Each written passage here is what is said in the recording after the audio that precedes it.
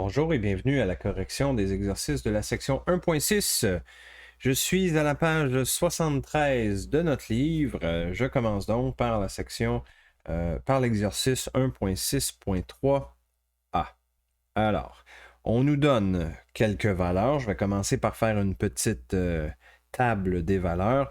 Donc, vitesse initiale, c'est égal à 0. Comment je fais pour le savoir? Ben, c'est qu'on dit dans l'énoncé que la voiture démarre. Donc, une voiture qui démarre, ça veut dire qu'initialement, elle était arrêtée. Donc, à l'instant où elle commence à se déplacer, ben, elle était arrêtée. Donc, elle n'avait pas encore de vitesse. Notre accélération, c'est 5 mètres par seconde carré. La position initiale, on peut arbitrairement poser que c'est 0. La position finale, ben, c'est 100 mètres plus loin parce qu'on nous dit qu'elle parcourt 100 mètres. OK, très bien. On ne connaît pas le temps. On va juste écrire T, là.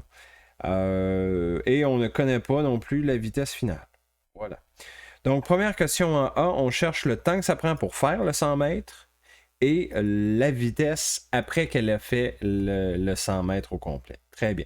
Donc, étant donné qu'on cherche deux choses, T et la vitesse, ça va nous prendre deux équations. Donc, on en fait une à la fois. Mais quand on choisit notre équation, on essaie d'en choisir une qui contient un seul inconnu.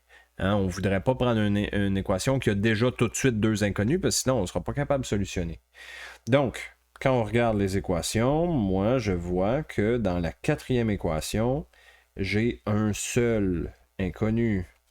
C'est la vitesse finale, parce que je connais tout le reste. Je connais V0, je connais l'accélération, je connais X, puis je connais X0. Donc, j'ai un inconnu, c'est beau, ça va être correct. Mon inconnu, c'est vitesse finale. Vitesse initiale, c'est 0. Pas besoin de le mettre à la 2, parce que c'est 0. 2 fois 5.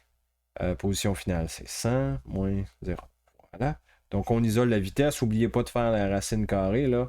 Hein, ça va donner la racine carrée de 1000. Ça donne 31,62 mètres par seconde. Première réponse de trouver. Deuxième réponse qu'on cherche, c'est le temps. Bon, maintenant, ben, je peux prendre essentiellement quasiment n'importe quelle équation, sauf celle que je viens de faire, parce qu'il n'y a pas de temps dedans. Donc, disons, première équation, vitesse finale égale la vitesse initiale plus l'accélération fois le temps t. Vitesse finale, ben maintenant je la sais, je viens de la trouver avec ma première équation. Donc 31,62 égale vitesse initiale de 0 plus l'accélération de 5 fois le temps t, qui est mon inconnu. Très bien, on isole le temps t dans cette petite équation et ça donne la réponse, 6,32 secondes. Voilà. Et c'est souvent comme ça que vont se dérouler les problèmes de MUA. B maintenant. C'est la même question. Combien de temps que ça va prendre pour qu'elle parcourt 200 mètres maintenant? Et encore une fois, on cherche là, le module de sa vitesse finale. Donc, je peux refaire encore une petite liste de ce que je connais, ce que je ne connais pas. Vitesse initiale, ça reste la même, c'est 0 encore. L'accélération, ça ne change pas non plus, c'est encore 5.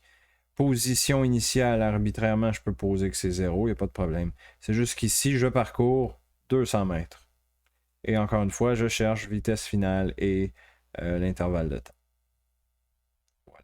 Là, il faut faire attention. Cet exercice-là sert à vous prouver que c'est pas parce qu'on double la distance parcourue que le temps va être le double et que la vitesse va être le double. Non, c'est totalement faux. Et donc, on va le calculer. Il faut le calculer. On ne peut pas juste se dire, ah, ben ça va être le double, puis c'est tout, c'est pas compliqué, on se casse pas la tête. Non, malheureusement, on s'en sort pas. Va falloir qu'on aille chercher nos équations du MUA, puis qu'on le calcule. Donc, je vais utiliser exactement le même chemin que ce que j'ai choisi pour l'exercice en A. Okay, donc, je commence par cette équation-là parce qu'encore une fois, j'ai un seul inconnu. C'est la vitesse finale. Vitesse initiale, c'est 0. J'ai la même accélération de 5.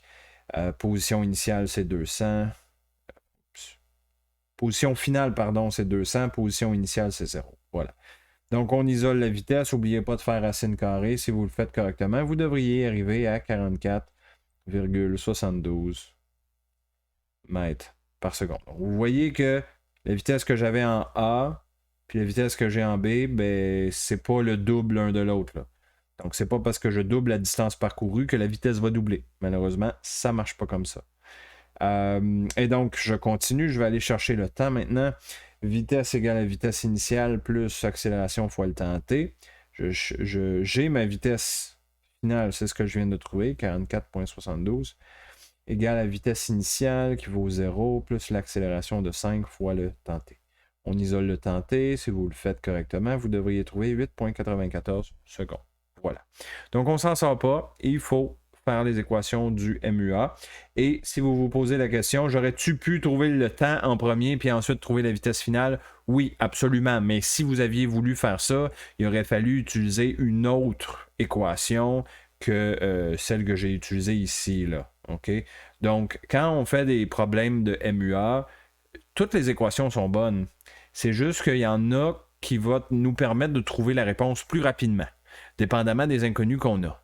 Mais au final, si vous faites ça correctement, peu importe les équations que vous décidez de prendre, puis le chemin que vous décidez de prendre, vous devriez toujours arriver aux mêmes réponses que moi, si c'est bien fait, évidemment. Numéro 5. OK, donc c'est un train qui va initialement avec une vitesse de 50 km/h et il doit s'arrêter avant de frapper un auto qui est situé à 250 mètres de là.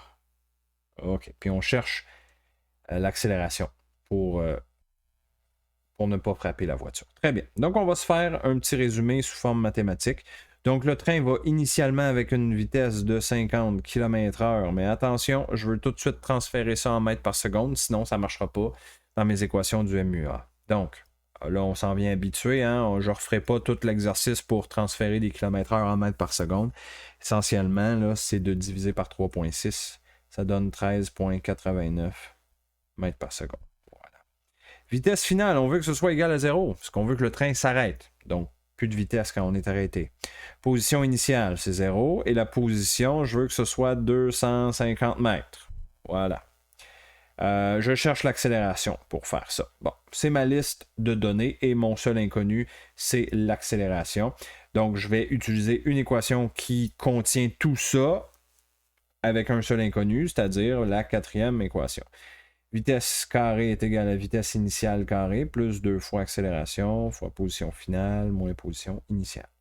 Donc, finale, c'est 0. Initiale, c'est 13,89. N'oubliez pas de mettre au carré. Des erreurs que je vois souvent d'oublier le carré. 2A fois 250 moins 0. Bon, mon accélération, c'est mon inconnu. Je vous épargne les détails de l'algèbre. Vous allez isoler le A directement et ça vous donne moins 0,3858 mètres par seconde carré. OK. Mais là, faites attention, parce que je vous en avais déjà parlé de ça, je pense que c'était à la section précédente. Là. Dans la question A, on demande quel doit être le module de l'accélération. C'est quoi la différence déjà? Ce que j'ai trouvé ici, là, ça c'est l'accélération, tout court. L'accélération tout court, ça contient un signe négatif. Quand on cherche le module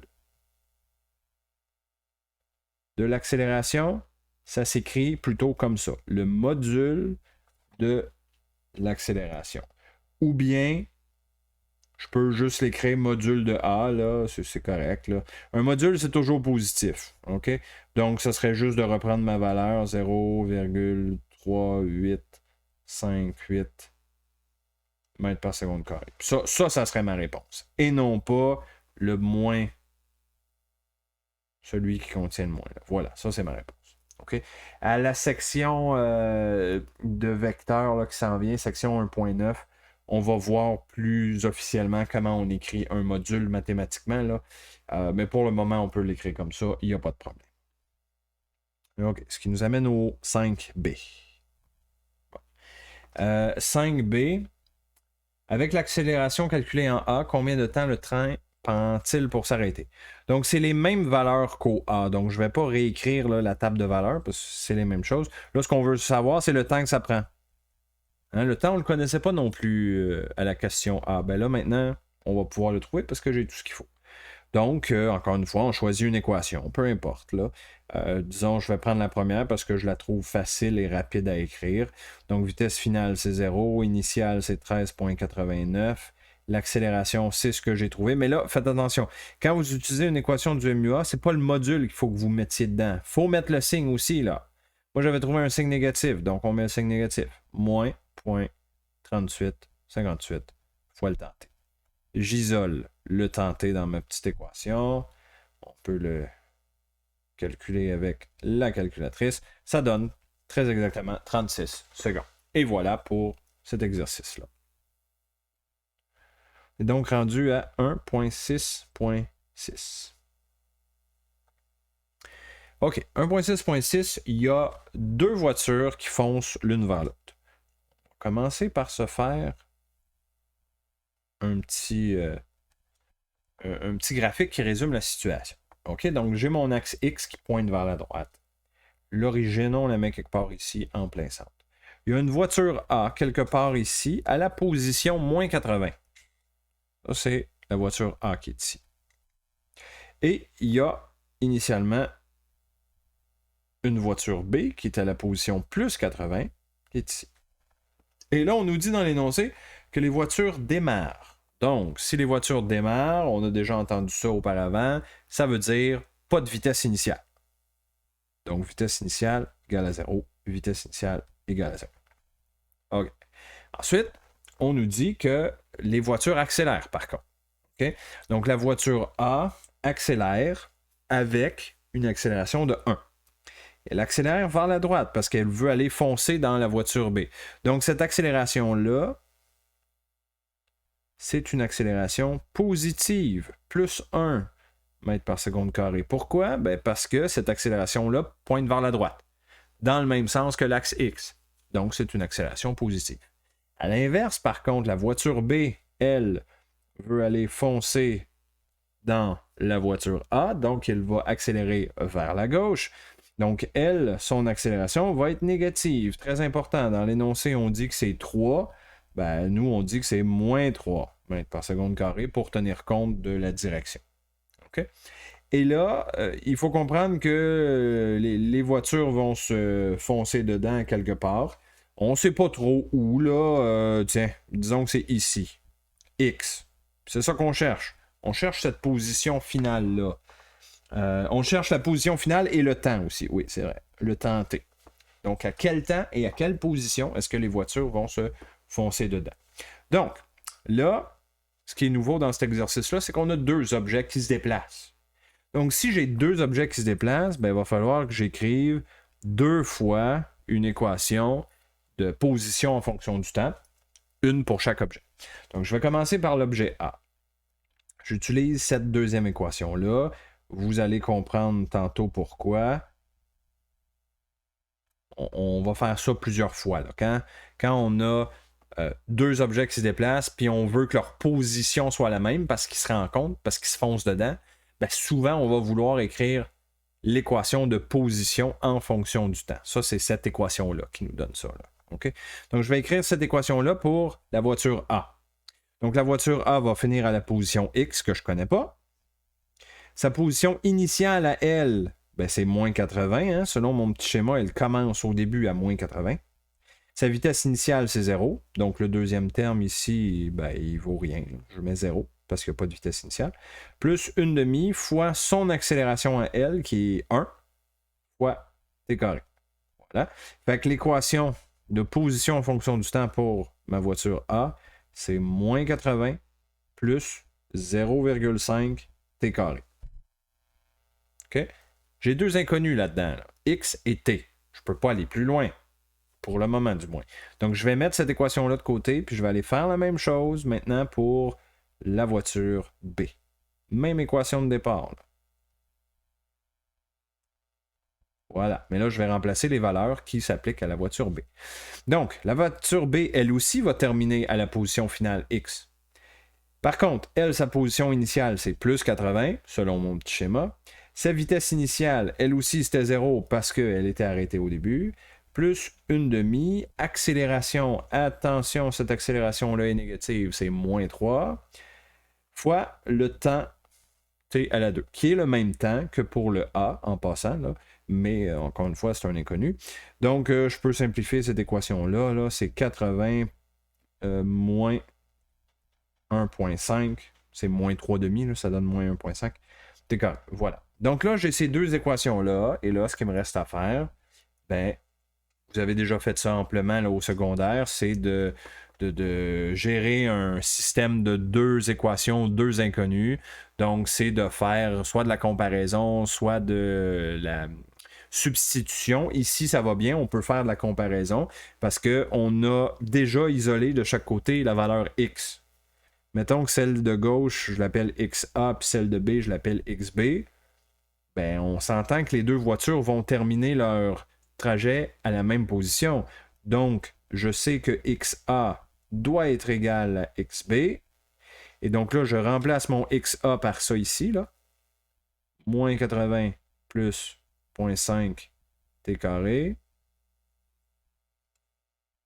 Et je remplace XB par ça. Donc, 80 moins 1.5 t carré. OK, vous voyez où est-ce qu'on s'en va avec ça? Parce que là, dans mon égalité, soudainement, j'ai un seul inconnu. C'est t. OK, donc si j'isole là, le 1.5 t carré, je l'envoie à gauche. Moins 1.5 plus 0.5 t carré, ça va donner 2 t carré.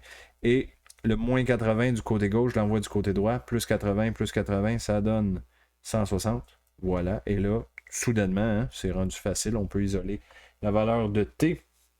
Si vous le faites correctement, vous devriez trouver 8.944 secondes. À partir du moment où on a trouvé le temps, ben c'est facile soudainement de revenir trouver la position, parce que regardez, on a trouvé une équation qui donne la position en fonction du temps. Donc je pourrais la plugger dans ça, XA, ou bien je pourrais la plugger dans celle-ci, XB. Ça ne dérange pas dans laquelle on la plug, parce que de toute façon, ça va donner la même chose. C'est comme ça qu'on a défini notre système d'équation. Fait que peu importe, là, disons je le plug dans XA. Là. Donc ma position finale, c'est moins 80 plus 0.5 fois 8.944 à la 2. On fait le calcul de cette affaire-là. Ça donne très exactement moins 40 mètres. Voilà. Donc ça, c'est la position de rencontre. Et ça, c'est le temps que ça prend avant qu'il se rende. Voilà. Fin de l'exercice 1.6.6. Ce qui nous amène à 1.6.8.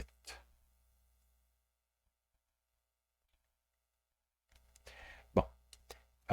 Ici aussi, c'est 2 véhicules. Donc, si j'ai 2 véhicules, il va falloir que je fasse un peu comme ce que je viens de faire à l'exercice que je viens de terminer là. C'est-à-dire, 2 véhicules qui se déplacent, très bien, j'aurai 2 équations à écrire. Une pour chaque objet qui se déplace. Donc, encore une fois, je vais me faire juste un petit schéma pour qu'on s'assure de comprendre ce qui se passe. Donc, c'est une moto qui dépasse une voiture de police qui était arrêtée. OK? La voiture de police, supposons qu'elle était ici, là, à la position initiale x0 égale à 0. Donc, les deux, là, sont ici. OK? Parce que le problème commence quand la moto est vis-à-vis la police. Puis qu'il se dépasse. La moto va dépasser la police. Donc, à cet instant-là, les deux sont à la même place. C'est juste qu'à cet endroit-là, la police a une petite vitesse. Puis la moto a une très grande vitesse. Donc, la moto, là, elle va passer devant la police, là, super vite. Mais là, la police, elle voit ça. Puis là, elle se met à accélérer. Donc, la police va aller de plus en plus vite. Donc, éventuellement, la police va finir par rattraper la moto. On ne sait pas quand. On ne sait pas où, mais on se doute que c'est, bon, quelque part ici, à une position finale qui est inconnue. Et donc, ils vont revenir un à côté de l'autre, ici, à cette position finale-là. Okay? Dans la première question en A, on demande quand est-ce que le policier va rattraper la moto. Très bien. Donc, pour faire ça, je vous en ai déjà parlé, ça nous prend une équation pour chaque objet. Mais là, chaque objet, la police et la moto, n'ont pas les mêmes vitesses, n'ont pas les mêmes accélérations. Donc, il va falloir qu'on fasse notre petite liste de valeurs là, pour chacune des objets. Donc, commençons par la moto. On dit dans l'énoncé qu'elle va à une vitesse de 35 mètres par seconde, mais on dit aussi qu'elle va à vitesse constante. Vitesse constante, ça veut dire qu'elle va toujours à la même vitesse. Ça veut dire que même sa vitesse finale, c'est la même chose. C'est 35 mètres par seconde. Vitesse constante, ça veut aussi dire pas d'accélération. Hein? C'est ça la définition d'accélération. C'est le changement de vitesse. Et si la vitesse est constante, j'ai pas d'accélération. Position initiale, c'est x0 selon mon petit schéma. à 0. Position finale, je ne le sais pas. Et le temps que ça prend pour qu'il se rencontre à nouveau, je ne le sais pas non plus. Donc ça, c'est ma liste pour la moto. Je vais tout de suite écrire l'équation de position en fonction du temps, comme on a fait à l'exercice précédent. Puis comme je vous disais, là, c'est souvent ça que nous devrons faire quand on a deux objets et qu'on veut savoir à quel endroit et à quel temps ils se rencontrent. Il faut utiliser l'équation de position en fonction du temps. Celle-ci, là. OK, très bien, on va l'écrire pour la moto. X, position finale, je ne sais pas c'est où, c'est mon inconnu. Position initiale, c'est 0. Vitesse initiale de la moto, c'est 35. Le temps T, je ne le sais pas. Il n'y a pas d'accélération, fait que le troisième terme vaut 0. Donc, si on fait ça simple, ça veut dire que la position finale de la moto, c'est 35 fois le temps. OK, mais je ne peux pas solutionner parce que j'ai deux inconnus. Très bien. C'est pour ça qu'il faut que j'aille le faire aussi pour la police. Donc, même chose. Police. Au début, quand il se fait dépasser, là, elle allait à 25 mètres par seconde. La police se met à accélérer. Ça, c'est donné dans l'énoncé, à un rythme de 5 mètres par seconde carré. Très bien. Elle aussi commençait à la position x0 qui est égal à 0. On ne sait pas à quel endroit elle va rencontrer la deuxième fois la moto et on ne sait pas à quel temps. C'est ce qu'on cherche. Très bien. Quelle équation on écrit? Ben, la même. Position finale égale à initiale plus vitesse initiale fois le temps t plus une demi-accélération fois t carré. Position finale, c'est ce que je cherche. Initiale, c'est 0. Vitesse initiale de la police, c'est 25, fois le temps t, qui est mon inconnu. Plus une demi, attention, la police, elle a une accélération, c'est 5, fois t carré. Donc, position de la police, c'est 25t plus 5 demi, là, c'est 2,5 t carré. Voilà. OK. Et là, comme j'ai fait à l'exercice précédent, on va faire une comparaison. C'est-à-dire que les deux positions X doivent être les mêmes. Donc, celui de la moto, on va l'appeler XM, juste pour qu'on se comprenne. Et celui de la police, on va l'appeler XP pour police. Voilà. Et on veut comparer ces deux équations-là. Donc, on va dire X moto doit être égal à X police. Voilà. Et là, on remplace. X moto, on a dit c'était 35T. Puis X police, c'est 25T plus 2,5 T carré. Voilà. Et là, ben, on solutionne. Vous voyez qu'il y a un T partout. Fait que si on veut, on peut diviser par T. Hein? On enlève les T qui sont là. Le carré T s'en va là. Donc là, ça donne 10 égale à 2,5 T. Bon, rendu là, vous êtes en mesure de trouver ça. T est donc égal à 4 secondes. Très bien. J'ai trouvé donc le temps. C'est ce qu'on me demandait au A. Au B, on demandait quelle est la vitesse de l'auto de police à ce moment-là, c'est-à-dire à t égale à 4. Bon, ben très bien, j'ai besoin d'une autre équation du MUA, mais que je vais appliquer ce coup-ci seulement à la voiture de police, parce que c'est ça qu'on nous demande.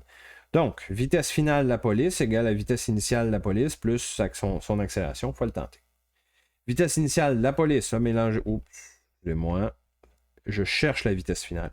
Vitesse initiale, c'est 25. Mélangez-vous pas avec la vitesse de la moto, là, qui est 35. Okay?